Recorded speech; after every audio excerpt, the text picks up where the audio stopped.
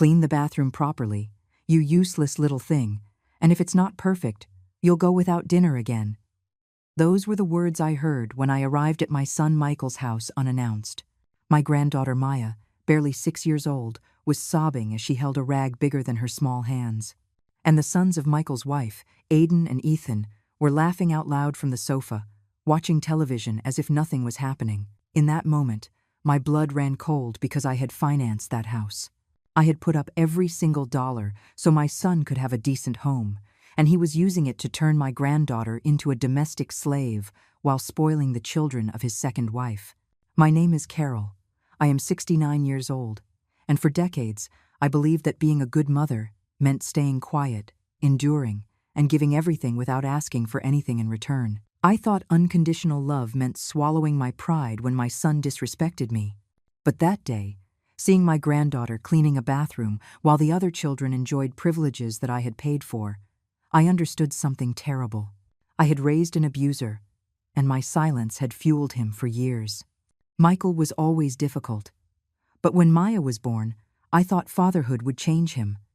His first wife, Maya's mother, had died in an accident when the girl was just 3 years old. I prayed to heaven that my son would be a good father to that innocent creature who had lost her mother so young. Then came Veronica, a calculating woman who married Michael knowing I had money. She arrived with her 2 sons, 10-year-old Aiden and 8-year-old Ethan, and from the very first day, she made it clear who the favorites in that house were. My suspicions began when I noticed Maya was always quiet, always scared, always trying to go unnoticed. But what I saw that day surpassed my worst fears. "Why is my granddaughter cleaning while they watch television?" I asked, trying to control the fury boiling inside me. Michael looked at me with contempt, as if my question were stupid. "Because she has to learn responsibility. The other boys already did their chores." A lie. I could see the dirty dishes on the table, toys strewn all over the living room, school backpacks abandoned on the floor. But Maya, my 6-year-old granddaughter, was the only one forced to clean. "She's a child, Michael. She should be playing, not working like a housekeeper." Veronica appeared from the kitchen, drying her hands on a towel. Her fake smile failed to hide the venom in her eyes. "Oh, Carol, don't exaggerate. The girl needs discipline. Her mother spoiled her rotten before she died." The insult to the memory of Maya's late mother was the straw that broke the camel's back. But I contained myself, knowing what I was capable of doing. That night, when I returned to my apartment, I couldn't sleep. The images of my granddaughter sobbing repeated in my mind like a nightmare. Then I remembered something I had kept secret for years. When Michael asked me for help to buy that house, I didn't just give him the money. I had financed it in my name. The house had been in my name from the beginning, but I never told him. I wanted him to feel independent, to believe he had achieved something on his own. What a huge mistake that act of generosity had been, because now my son was using my own house to torture my granddaughter, and I had the power to stop him. That night, I made a decision that would change our lives forever. The next day, I returned to the house earlier, but this time I didn't ring the doorbell. I used my copy of the key that I had kept since the construction. What I found shattered my soul and confirmed my worst suspicions. Maya was in the kitchen, standing on a chair to reach the dirty breakfast dishes in the sink. Her small hands trembled as she tried not to break anything. At the table, Aiden and Ethan were calmly finishing their sugary cereal, watching videos on Veronica's phone. Michael was reading the newspaper as if he were the king of his castle. "Hurry up, Maya, or we'll be late for school," Veronica yelled from her room. "And don't forget to pack your brother's lunchboxes." Brothers. That word wounded me like a knife. Aiden and Ethan weren't Maya's brothers. They were the spoiled sons of a woman who had turned my granddaughter into her personal servant. I stayed hidden, watching. Maya prepared the lunchboxes with quick, nervous movements. When she put more ham in Aiden's sandwich than in Ethan's, the younger one complained. "Mom, Maya gave me less food than Aiden again." Veronica came down the stairs like a fury. Her bright red dress contrasted with the hateful expression on her face. Without a word, she snatched the lunchbox from Maya and emptied it into the sink. "You're useless. You can't do anything right. That's why your mom died, because she couldn't stand having such a stupid daughter." Maya's silent crying broke my heart. Michael continued reading his newspaper as if nothing was happening, as if his own daughter's tears meant nothing to him. Now you'll have to buy something from the school cafeteria, Veronica continued. Use your birthday money. Birthday money. The money I had given Maya the week before. These monsters were forcing her to use her own gifts to get by. I couldn't stand it anymore. I walked into the kitchen with determined steps. What is going on here? Everyone froze. Michael lowered the newspaper with a guilty expression. Veronica tried to compose a smile, but it was too late. I had seen everything. Carol, what a surprise. We didn't know you were coming so early. Clearly they didn't, because if they had, they might not have been torturing my granddaughter right in front of my nose. Michael stood up, trying to intimidate me with his height. Don't exaggerate, Mom. We're just teaching her responsibilities. Responsibilities? Maya is 6 years old, Michael. What are Aiden's and Ethan's responsibilities? An uncomfortable silence. Aiden and Ethan kept eating as if the conversation had nothing to do with them. They're older, Veronica mumbled. They have other obligations. Like what? Watching television? Playing video games? Because that's the only thing I've seen them do. Every time I come over. The tension in the kitchen was palpable. Maya had instinctively moved closer to me, seeking protection. Her small fingers clung to my skirt. Grandma, I don't want to go to school without a lunch, she whispered. Those words were like a hammer striking my final decision. I took out my wallet and gave Maya some money. Here, sweetheart, buy whatever you want at the cafeteria. Michael snatched the money from my hands. She doesn't need money. We take care of her expenses. You take care of her by forcing her to use her birthday gifts to eat? That's not true, Veronica lied, but her nervous eyes betrayed her. Isn't it true? Maya, tell Grandma where you got the money to buy food last week. My granddaughter looked at me in terror. She knew telling the truth would bring consequences, but she also knew that lying would be wrong. From the money you gave me for my birthday, Grandma. Veronica said I had to learn to manage my money. Michael exploded. That's enough. This is my house, and here, things are done my way. If you don't like it, you can leave. His house. How funny to hear those words come out of his mouth. Your house, Michael? Are you sure about that? Of course it's my house. I paid for it with my hard work. I smiled bitterly. It was time for him to learn the first of many truths he was about to discover. Your work, Michael. Son, I think there are some things you don't know about this house that you love so much. The confident expression on his face began to fade. Veronica grew nervous too. What are you talking about, Mom? I'm talking about the mortgage, Michael. The mortgage that has been in my name since day one. This house was never yours. It has been mine all these years. The color drained from his face. Veronica staggered and had to lean on the table. That's impossible. I signed the papers. You co-signed, son, but I was always the primary loan holder. I have all the documents to prove it. The kitchen plunged into a deathly silence. The only sounds were the ticking of the clock and the agitated breathing of everyone present. Why did you never tell us? Michael asked, his voice breaking. Because I wanted you to feel proud, to believe you had achieved something for yourself. But I see my generosity only fueled your cruelty. Veronica tried to regain control of the situation. Well, anyway, we've been paying the installments for years. We have rights. Rights? Rights to abuse a 6-year-old girl? To turn my house into a hell for my granddaughter? I took Maya's hand. Her small fingers clung to mine desperately. We're leaving, sweetheart. You're coming with me. You can't take her, Michael shouted. She's my daughter. Your daughter. The same daughter you forced to work as a housekeeper? The same daughter who cries every night because she's insulted and humiliated? I headed for the door, but Michael blocked my path. You're not taking Maya, and this conversation is over. It's my house, and my rules are respected. Your house, I repeated, pulling out my phone. Perfect. Then you won't have a problem with what I'm about to do right now? I dialed the bank's number. Michael and Veronica looked at me with growing terror. Good morning. This is Carol Peterson. I want to cancel the mortgage on the house located at. Hang up that phone right now, Michael screamed, trying to snatch the phone from me. But it was too late. The bank executive was on the other end of the line, confirming my identity and the property details. Mrs. Peterson, I understand you wish to cancel your mortgage. Are you sure about this decision? Once the process is initiated, there is no turning back. Completely sure, I replied, not taking my eyes off the terrified faces of Michael and Veronica. I want to cancel the financing immediately. I will not pay another installment. Veronica lunged at me, but I stopped her with an icy glare. What does that mean exactly? The executive asked. Do you wish to sell the property or transfer the loan? It means I'm canceling everything. The property can be released for the bank to do whatever they deem necessary. I am completely disassociating myself from the financing. I understand. In that case, the property will go into foreclosure. The current occupants will have a period of 30 days to vacate or reach a direct purchase agreement with the bank. Perfect. Send me all the documents by email.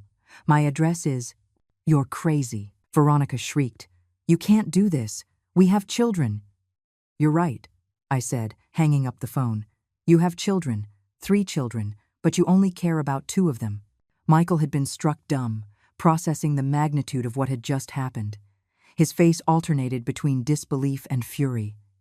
Mom, this is insane. We can talk, reach an agreement. An agreement? Like the agreement to turn your daughter into a domestic servant? Like the agreement to let your wife insult the memory of Maya's mother?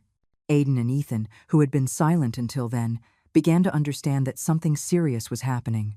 Mom, what does it mean we have to leave the house? Aiden asked. Veronica didn't know what to say.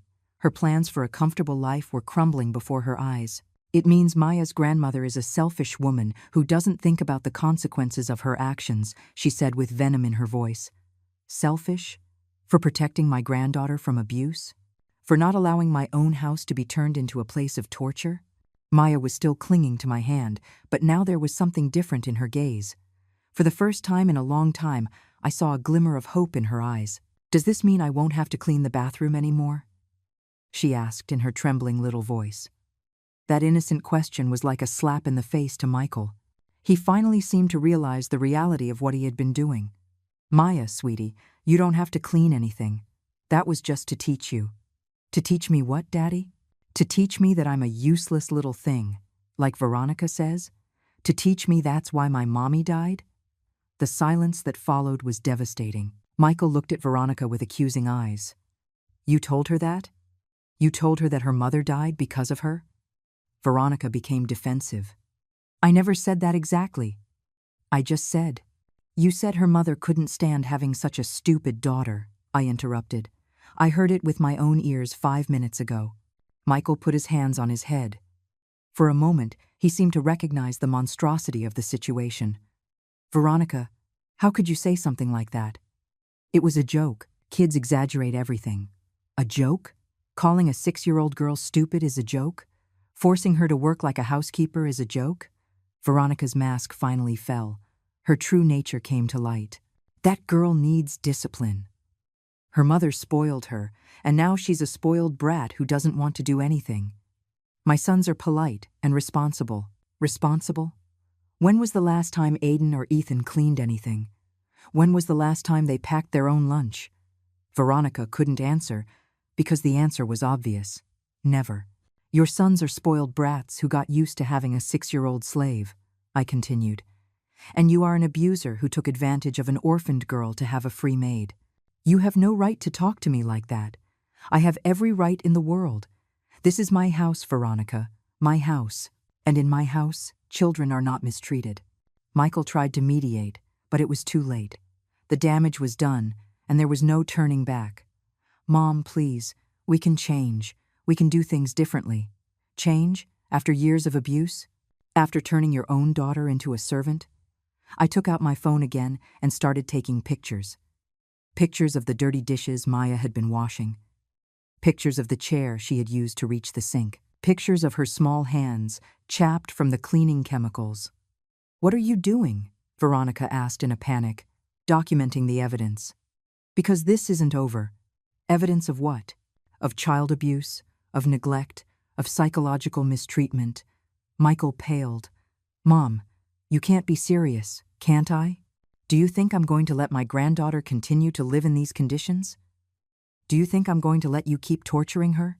I took Maya in my arms. She snuggled against me like a frightened kitten. We're leaving, my love. You're going to come live with me. You can't take her, Michael yelled.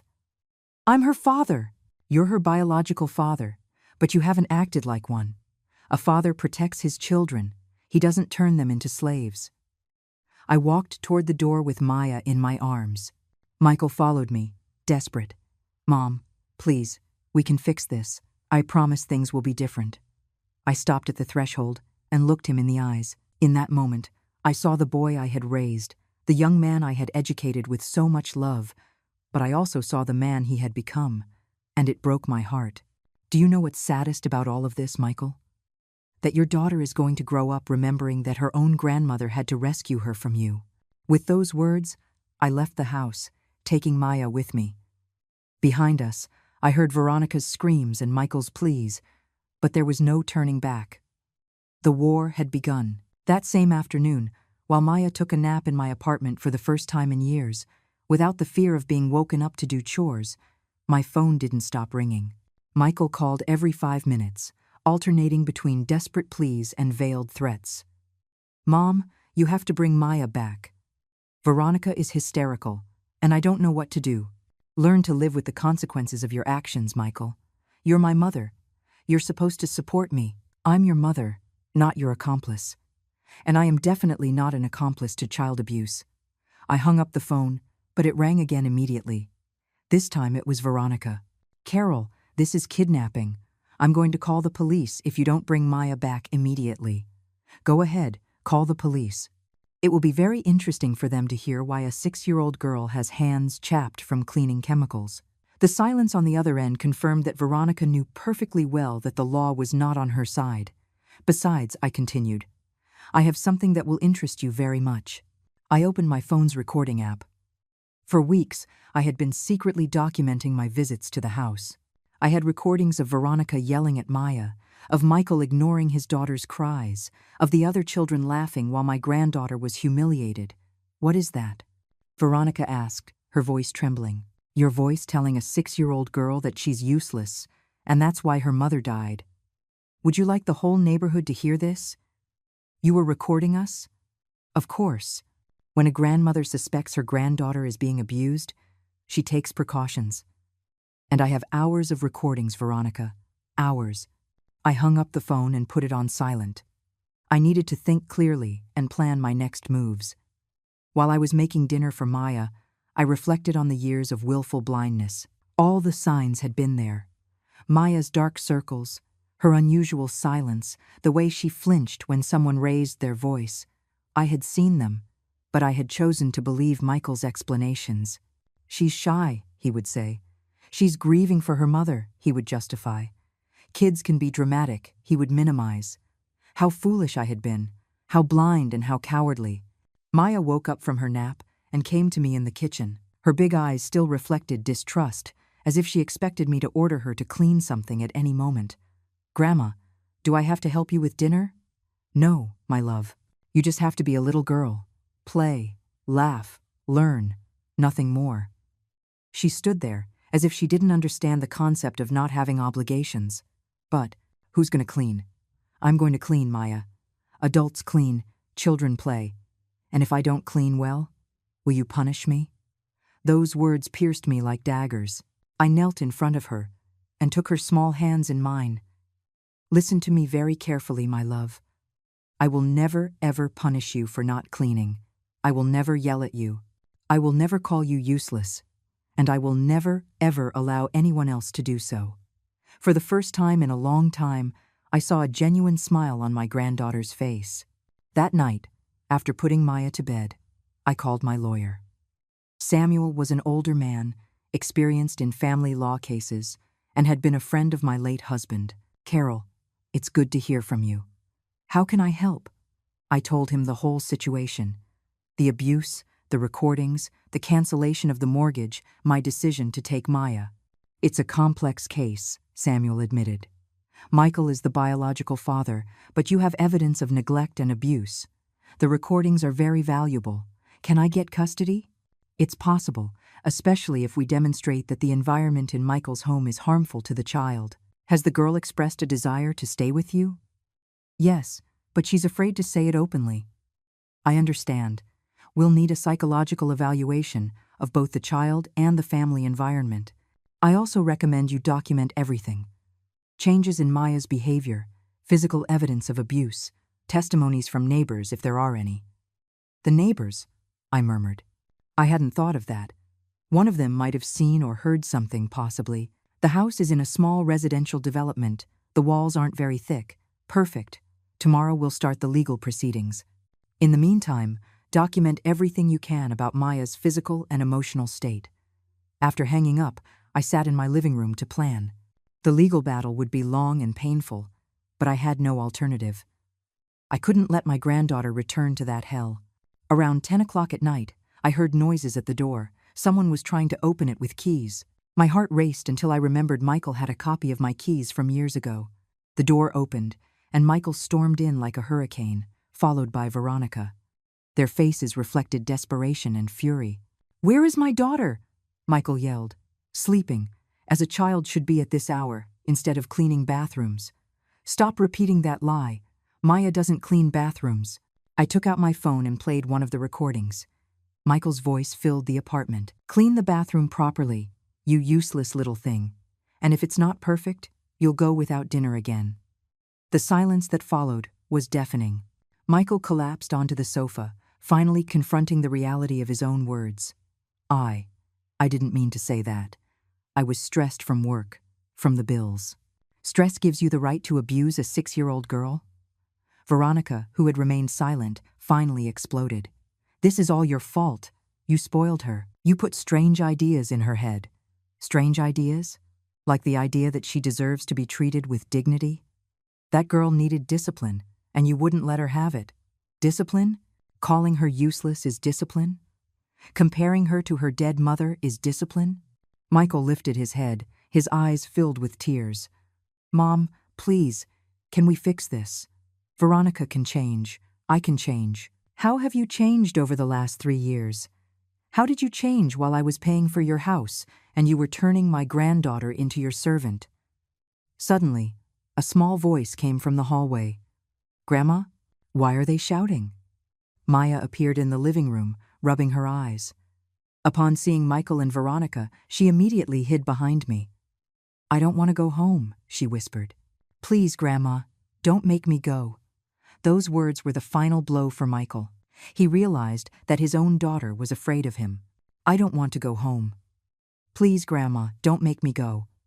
Those words from Maya echoed in the apartment like a sentence. Michael was frozen, watching as his own daughter hid behind me as if he were a monster. "Maya, sweetie, I'm your daddy," he said in a broken voice, trying to get closer. Maya clung tighter to my robe. "I don't want to clean any more bathrooms. I don't want Veronica to yell at me. I don't want to be a useless little thing." Veronica completely lost her temper. "You see what you've done? You've brainwashed her against us." "Brainwashed her, Veronica?" "She's repeating your own words, the same words I have recorded on my phone." Michael knelt in front of Maya, but she hid further behind me. "Princess, Daddy didn't want to hurt you. Daddy loves you very much. Is that why you make me clean while Aiden and Ethan play?" Maya asked with devastating innocence. There was no answer to that question. Michael knew any justification would sound pathetic. "Maya, come here right now," Veronica ordered in her usual authoritarian tone. "Stop the drama." Maya's reaction was immediate. She burst into tears and hid completely behind me, her small body trembling with fear. "Veronica, that's enough," I exploded. "Can't you see she's terrified of you? Don't you realize the damage you've done? That girl is a manipulator. She's faking it to get your pity." Samuel had arrived without us noticing. He had used the key I had given him for emergencies. "Pardon the interruption," he said with professional calm. I heard the shouting from the hallway and was concerned for the minor's safety. "Who are you?" Michael asked, standing up. "Samuel Vega, Mrs. Peterson's attorney, and a witness to what I have just observed." Veronica turned pale, realizing that a lawyer had heard her yelling at a 6-year-old girl. "This is a setup," she muttered. "It's not a setup, ma'am. It's documentation of a pattern of abuse that is already under investigation." Michael turned to me with accusing eyes. "You've already started legal proceedings?" "Of course I have. Did you think I was going to let you continue to abuse my granddaughter? Samuel approached Maya gently. Hi there, little one. I'm Samuel, a friend of your grandma's. Can you tell me how you feel when you're at home with your dad and Veronica? Maya lifted her tear-streaked face. I'm scared. I'm always scared of doing something wrong and getting yelled at. And here with your grandma, how do you feel? Safe. I don't have to clean, and nobody yells at me. Samuel was taking mental notes of every word. Each of Maya's answers was additional evidence for our case. This is manipulation, Veronica shouted. You're putting ideas in her head. Ma'am, Samuel said firmly, I suggest you lower your voice in the presence of the minor. Everything you are saying can be used in the legal process. Michael finally seemed to understand the gravity of the situation. He sat down heavily on the sofa, his hands on his head. Mom, this is getting out of control. We just wanted Maya to be more responsible. Responsible? Michael. She's 6 years old. Her only responsibility should be to be happy. The other kids. The other kids are not your children, I interrupted him. Maya is, and you abandoned her to please a woman who hates her. Veronica became furious. I don't hate anyone. I just wanted her to learn discipline. Discipline is telling her that her mother died because she couldn't stand to have such a stupid daughter. Samuel raised his eyebrows. Even for an experienced lawyer, that revelation was shocking. Did she say that to the child? He asked, turning to me. I have it on tape, I confirmed. That constitutes severe psychological abuse, Samuel declared. It's enough to request immediate protective measures. Michael stood up abruptly. That's it. Maya, we're going home right now. As he approached us, Maya screamed with genuine terror. No, I don't want to go. Grandma, don't let me go. Her panic was so real, so gut-wrenching, that even Michael stopped in his tracks. Sir, Samuel intervened. As you can see, the minor is exhibiting clear signs of post-traumatic stress. Forcing her to return to an environment she perceives as threatening would be counterproductive. She's my daughter, and I'm her grandmother, and so far I'm the only one who has protected her. Veronica, desperate to regain control, played her dirtiest card. Michael, if you don't bring Maya home, I'm taking my sons and leaving you. Is that what you want? To lose your whole family over this spoiled little girl? The silence that followed was terrible. We all waited for Michael's response. That moment would define who he really was as a father and as a man. Michael looked at Maya, who was still trembling behind me. Then he looked at Veronica, who was waiting with her arms crossed and a defiant expression. Veronica? Maya is not spoiled. She's my daughter. And if you can't accept her as part of the family, then maybe what? Veronica challenged him. Maybe the problem isn't Maya. Maybe the problem is you. For the first time in years, I saw a glimmer of the man I had raised. But Veronica wasn't going to give up so easily. Fine. I'll pack my things and leave with my sons tomorrow. And when you're all alone, without a house, and without a family, you'll remember this moment. Without a house? Michael asked, confused. Samuel smiled with satisfaction. Ah, she didn't tell you. The bank has already initiated foreclosure proceedings on the property. You have 28 days to vacate. Veronica's face completely fell apart. Her plans to blackmail Michael crumbled as she realized she would lose the house too. That can't be legal, she stammered. It's completely legal, Samuel confirmed. Mrs. Peterson was the primary holder of the mortgage. She had the right to cancel it whenever she wanted. Michael turned to me with a mix of respect and terror. Mom, you've destroyed my life. No, son. You destroyed your life when you chose to abuse your own daughter. I just stopped being your accomplice. The following days were a whirlwind of revelations and consequences. Michael and Veronica had returned to the house that was in foreclosure, but the atmosphere had turned toxic. Without the power she derived from abusing Maya, Veronica directed all her fury at Michael. It's your fault, we lost everything, she would scream day and night, for not knowing how to control your mother and that brat. The neighbors started talking. Brenda, who lived in the house next door, came to visit me with information that chilled my blood. Carol, I have to tell you something. For months, I heard screaming and crying, but I thought it was just normal kid tantrums. What kind of screaming, Brenda? A little voice saying, I can't. It's too heavy. Or, I'm sorry, I won't do it again. Now that I know what was happening, I feel terrible for not intervening. Did you hear anything else? Yes. About a month ago, I heard Veronica yell at someone. Your mother died because God got tired of seeing how useless you were. I thought she was on the phone, but now I understand she was saying it to Maya. Every testimony was another stab in my heart, but also crucial evidence for the legal case. Meanwhile, Maya was flourishing in my apartment. In just 1 week, her transformation was remarkable. She smiled more, played without fear, and for the first time in a long time, acted like the 6-year-old girl she was.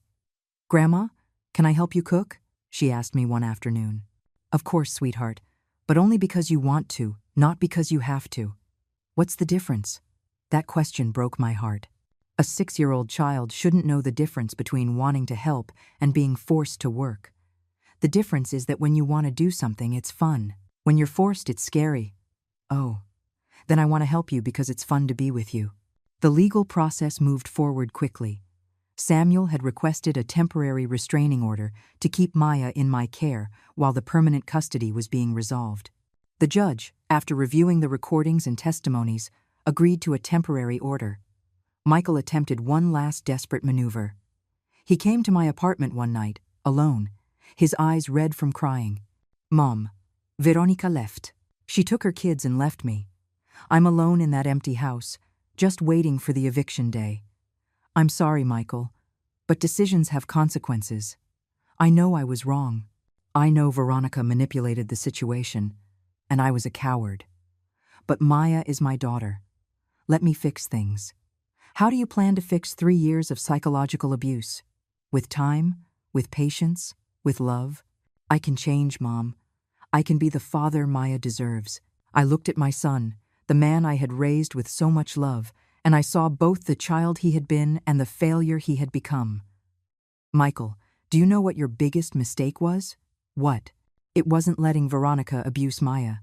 It was actively participating in that abuse. It was becoming her accomplice. But I never. You yelled at her to clean the bathroom. You called her a useless little thing. You allowed her to use her birthday money to eat. Don't just blame Veronica. The silence stretched between us. For the first time, Michael seemed to truly understand the magnitude of his mistakes. Is there any chance you can forgive me? He finally asked. Forgiveness is between you and your conscience, Michael. But Maya's custody is between the judge and the evidence. The next day, something unexpected happened. Michael posted a video on his social media, a video that would change the entire course of events. My name is Michael Peterson, and I need to confess something that is killing me inside, the video began. For the last 3 years, I allowed my wife to abuse my 6-year-old daughter. Not only did I allow it, but I participated in that abuse. My phone started ringing immediately. It was friends, neighbors, acquaintances who had seen the video. There are no excuses for what I did, Michael continued in the recording. My daughter Maya was turned into a housekeeper in her own home. She was forced to clean, to cook, to serve other children while being insulted and humiliated. Tears streamed down his face as he spoke. My mother, Carol, tried to protect Maya, and I treated her like she was a meddler. I now understand that she was the only responsible adult in this whole situation. The video went viral within hours. The comments were devastating for Michael, but they also showed massive support for Maya and me. How horrific. How can anyone treat a child like that? The grandmother is a hero for saving her granddaughter. That man doesn't deserve to be a father. Thank God that little girl has a grandmother to protect her. But more worrying comments also arrived. People who had recognized our address, who wanted to help in unsolicited ways. Samuel recommended that I temporarily change my residence for safety. Michael's video was brave, but also dangerous, he explained. You are now public figures. You need protection. That same afternoon, while I was packing some things to move temporarily to a hotel, Maya asked me a question that left me speechless. Grandma, does my daddy still love me? Of course he loves you, sweetheart. He just got very confused and made some very bad decisions. Is that why he made the video? To say that he loves me? I think so, Maya. I think he finally realized his mistakes. Does that mean I have to go back with him? The question I had been dreading finally arrived, and I didn't have an easy answer. I don't know, my love. A judge who knows a lot about what's best for children will decide that. And if the judge says I have to go back, then you will go back, but I will always be there watching over you. You will never be alone again. Maya hugged me tightly, and in that embrace, I felt the full weight of the responsibility I had taken on. Not only had I rescued my granddaughter from abuse, but I had unleashed a media storm that could have unpredictable consequences. But as I felt her small arms around my neck and listened to her calm breathing, I knew I had made the right decision, even if the price was the complete destruction of my family. The viral video from Michael unleashed a media storm that none of us had anticipated. In less than 48 hours, journalists were camped outside the building where we were temporarily staying. News channels wanted exclusive interviews. Social media was filled with hashtags like Justice for Maya and Hero Grandma. But the threats also came. Women who defended Veronica, claiming I had exaggerated the situation. Men who attacked Michael for betraying his wife. The hotel phone rang constantly with calls from reporters, television producers, and people offering to tell our story. "Grandma, why are there so many people outside?" Maya asked, peeking through the hotel window. "Because the story of what happened to you became very famous, my love. A lot of people want to know about you. Is it bad to be famous?" "It's not bad, but it can be complicated. That's why we're going to stay here for a while until everything calms down." Samuel arrived that afternoon with news that left me cold. "Carol, we have a problem. Veronica has hired a lawyer and is fighting back." "How is that possible?" "We have all the proof. Her strategy is smart and dangerous. She's saying that you manipulated the whole situation to take the granddaughter away from Michael, that the recordings were edited, and that Maya was coached to lie. That's ridiculous. The recordings are authentic. We know that. But she's using Michael's video as evidence that he was pressured by you to confess something he didn't do." Veronica's audacity left me speechless. After years of abusing an innocent child, she was now playing the victim. "There's more," Samuel continued. "Veronica is giving television interviews. She says Maya was a problem child, a liar, and needed special discipline.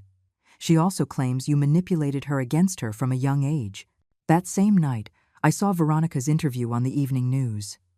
She was perfectly made up, dressed in a pink outfit that made her look maternal and vulnerable. Maya was a very difficult child from the moment I joined the family," she said with tears in her eyes. "She had lost her mother and channeled her pain by hurting others. My sons lived in terror of her tantrums." "Tantrums," I muttered, feeling indignation rise in my chest.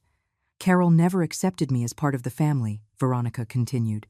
"From the first day, she tried to sabotage my relationship with Michael. She filled Maya's head with lies about me." "And the recordings where you're heard abusing the child?" the journalist asked. "Those recordings are edited. They were taken out of context. Carol is a very intelligent woman and knows how to manipulate technology." "Liar!" I shouted at the television. Maya approached me, worried by my reaction.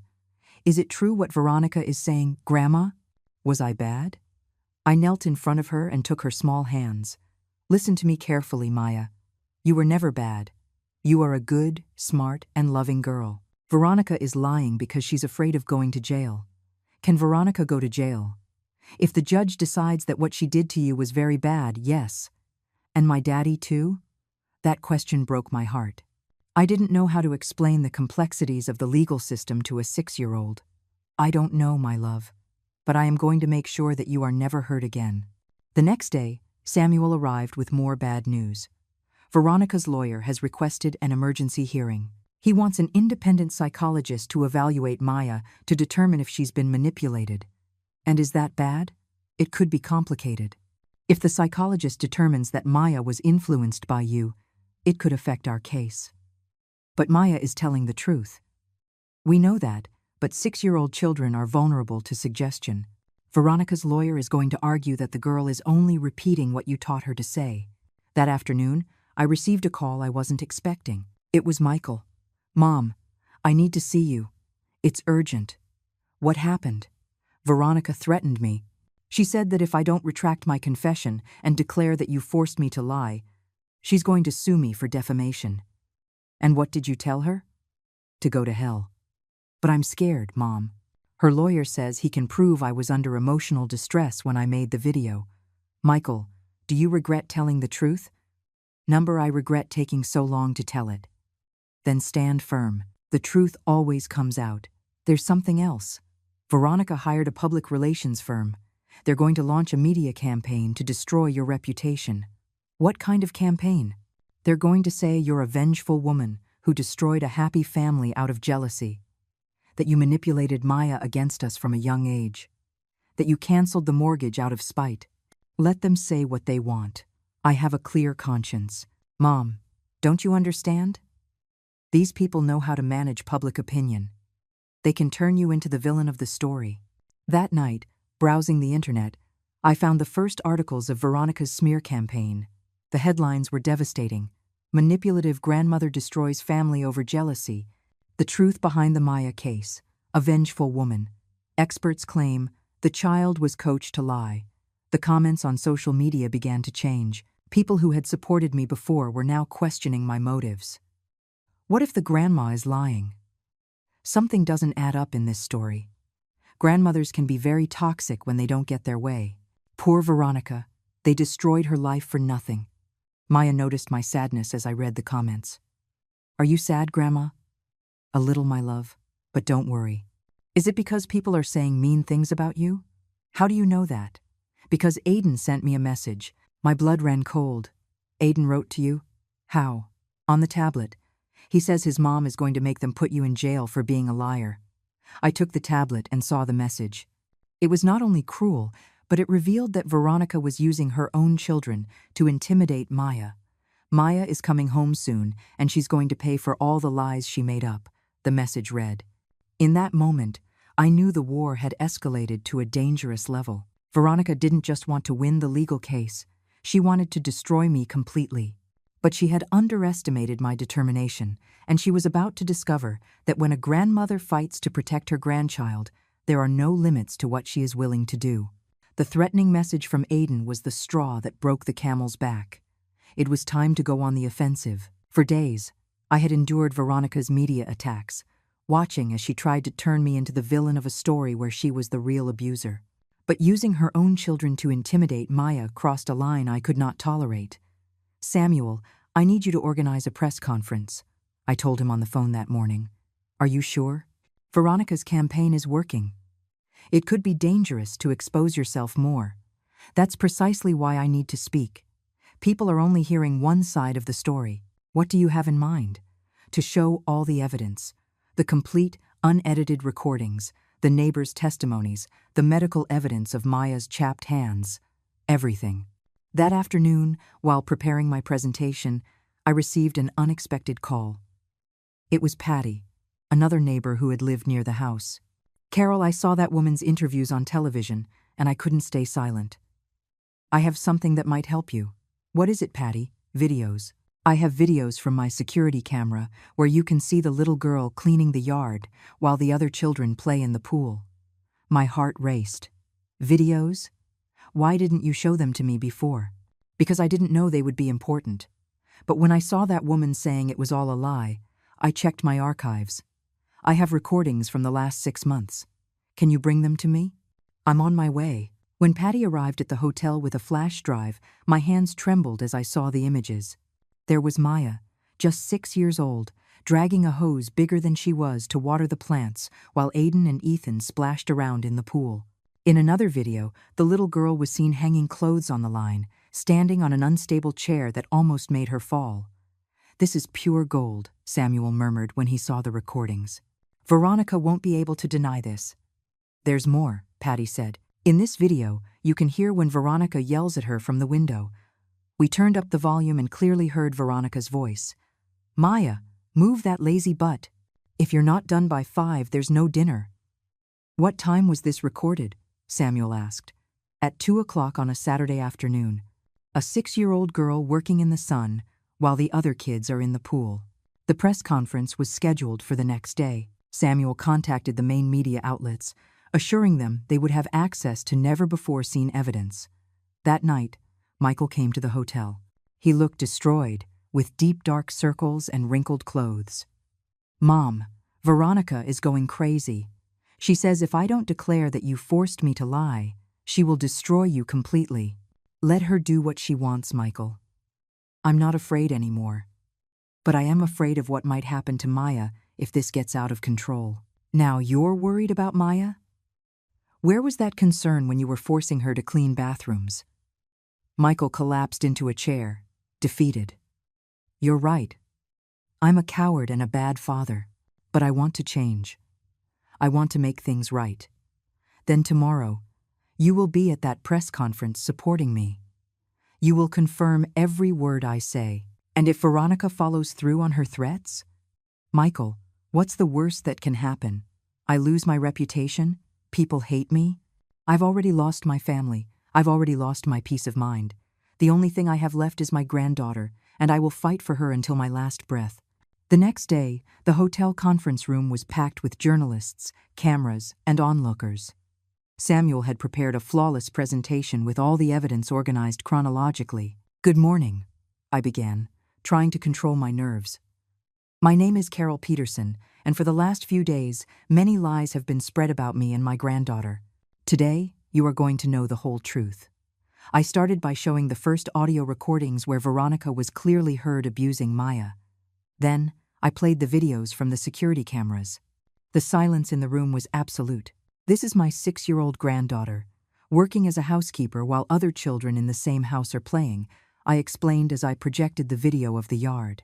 Some journalists shifted uncomfortably in their seats.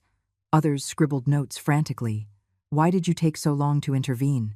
a reporter asked. "Because I believed my son's excuses. Because I thought I was exaggerating. Because I didn't want to see the reality," I answered honestly. "That is my biggest mistake, and I will have to live with it forever." "Is it true you canceled the mortgage on the house out of revenge?" another journalist asked. "I canceled the mortgage because my money was being used to maintain a house where my granddaughter was being abused. I was not going to be an economic accomplice to abuse." Then came the most difficult moment. Samuel played the recording where Veronica told Maya that her mother had died because she couldn't stand having such a stupid daughter. The effect was immediate. Several journalists exchanged horrified looks. A female reporter brought her hand to her mouth, visibly shocked. "Those are the exact words that Veronica Ruiz said to my 6-year-old granddaughter," I declared. "Can anyone explain to me how that is normal discipline?" At that moment, Michael stood up from the back of the room. "I want to confirm every word my mother said," he declared with a firm voice. "I allowed that abuse. I participated in it. And now I will do everything I can to repair the damage." The murmur in the room grew. The camera flashes intensified. "Mr. Peterson, are you saying your viral video was spontaneous?" a journalist asked. "I'm saying my video was overdue. I should have spoken up years ago. I should have protected my daughter from day one." A journalist raised her hand. "Where is Veronica Ruiz now?" "Probably watching this conference and preparing more lies," I replied. "But it doesn't matter what she says anymore. The truth is here documented, recorded, and undeniable." At the end of the conference, journalists approached with more questions, but I had already said everything I needed to say. That night, the main newscasts opened with our story. The hashtags changed from number manipulative grandma to number justice for Maya and number Veronica Ruiz abuser. The comments on social media completely turned in our favor. "How dare that woman deny the evidence? Those videos are devastating. Poor little girl, the grandmother is a hero. She saved her granddaughter. Veronica Ruiz should be in jail." But I knew the war wasn't over yet. Veronica was cunning and vengeful, and women like her never go down without a fight. The press conference had completely changed the public narrative, but Veronica wouldn't give up so easily. 2 days after the irrefutable evidence came to light, she attempted her most desperate and dangerous move. It was a Sunday morning when Samuel called me urgently. "Carol, Veronica has kidnapped Aiden and Ethan. She disappeared with them last night and left a threatening note." "What does the note say?" "That if you don't drop all the lawsuits and hand over Maya, Michael will never see his stepsons again." My blood ran cold. A woman capable of abusing an innocent child was perfectly capable of using her own children as human shields. Where could she be? The police have already issued a national alert, but you know Veronica better than anyone. Where do you think she might hide? I thought quickly. Veronica had mentioned her brother several times, who lived in another state, a man just as toxic who had always unconditionally supported her. Call the police and tell them to look at Enrique Ruiz's house, Veronica's brother. He lives in a small town in Ohio. While we waited for news, Michael arrived at the hotel, completely distraught. Mom, this is my fault. If I hadn't made that video, Veronica wouldn't have gone crazy like this. Michael, Veronica was already unhinged. Now she's just desperate. And if she hurts Aiden and Ethan, she's not going to hurt her own sons. She loves them, in her toxic way, but she loves them. She's using them as her last card. What are we going to do? Wait, and trust that justice will work. 3 hours later, Samuel received the call we were waiting for. The police had found Veronica at a country house owned by her brother. Aiden and Ethan were fine, but Veronica had barricaded herself inside and was threatening to harm herself if anyone approached. She wants to talk to you, Samuel told me. She says she'll only negotiate with Maya's grandmother. Is it safe? The police negotiators will be present. But you're not obligated to do it. I looked at Maya, who was playing peacefully on the hotel bed, finally free from the fear that had dominated her life for years. I'll talk to her. It's time for this to end, once and for all. The drive to Ohio felt eternal. During the trip, I mentally rehearsed what I would say to Veronica. I couldn't show weakness, but I also couldn't provoke her into hurting those innocent children. The country house was surrounded by police cars and ambulances. The lead negotiator briefed me on the situation. She's on the second floor with both boys. She's threatening to jump out the window if anyone comes up, but she agreed to speak with you on the phone. I took the phone with trembling hands. Hello, Veronica. Carol. Her voice was hoarse, desperate. Look what you've done. You've destroyed my life.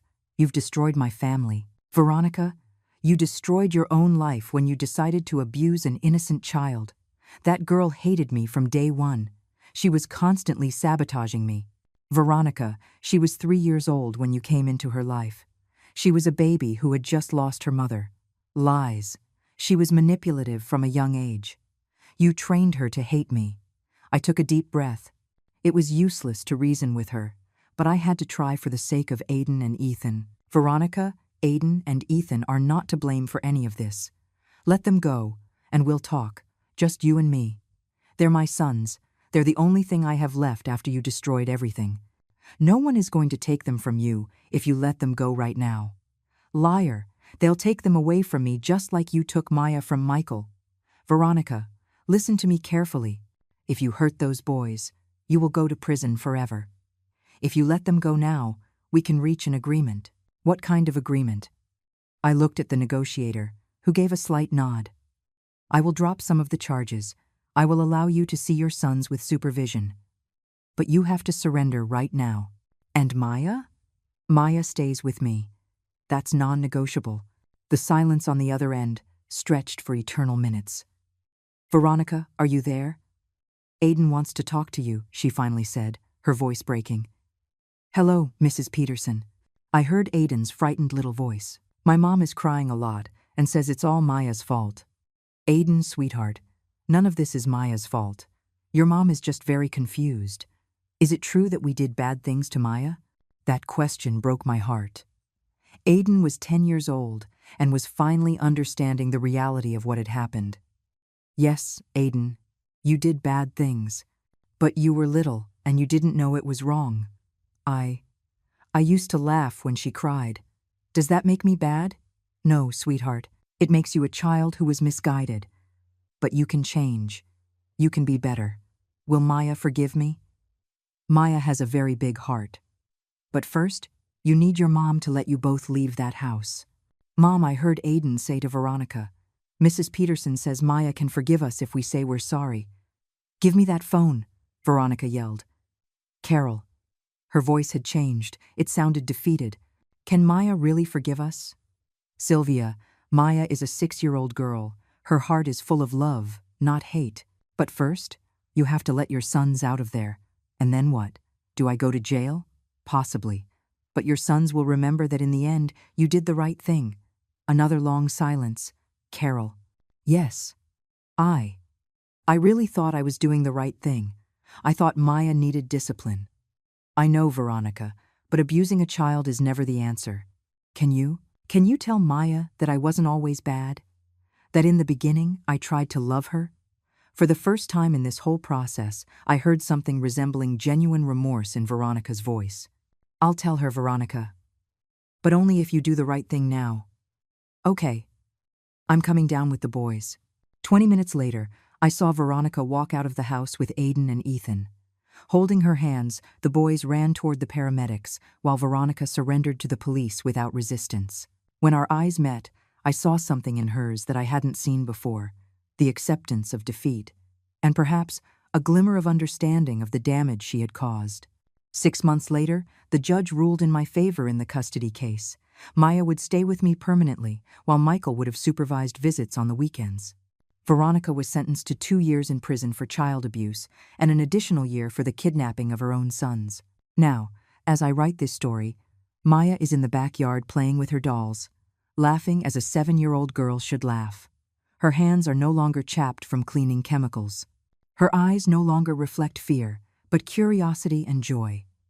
Michael comes to visit her every Saturday, and he's attending therapy. Slowly, very slowly, he is learning to be the father Maya always deserved. Aiden and Ethan are living with Veronica's sister, who turned out to be a more stable woman than we expected. They come to visit us once a month, and little by little, they are developing a healthy relationship with Maya. Grandma, Maya says to me as we have dinner, do you think Veronica can be good someday? I don't know, my love. But I hope she learns to be better. I wrote her a letter in jail. I told her I forgive her because Aiden asked me to. My granddaughter, at 7 years old, already has more wisdom and compassion than many adults. And what did she write back? That she's learning in jail that children shouldn't work like adults, and that she's sad for making me cry. That night, after putting Maya to bed, I reflect on everything we went through.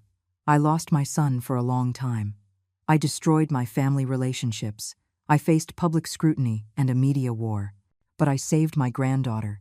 I gave her back her childhood, her dignity, her right to be loved unconditionally. I don't regret financing that house that I later took back. I only regret not understanding sooner that kindness should never be practiced at the cost of self-destruction, and that protecting an innocent child is worth any price, even the destruction of everything you thought you knew about family love. Some battles are not fought for revenge. They are fought for love. And true love, the kind that protects and dignifies, always finds a way to win.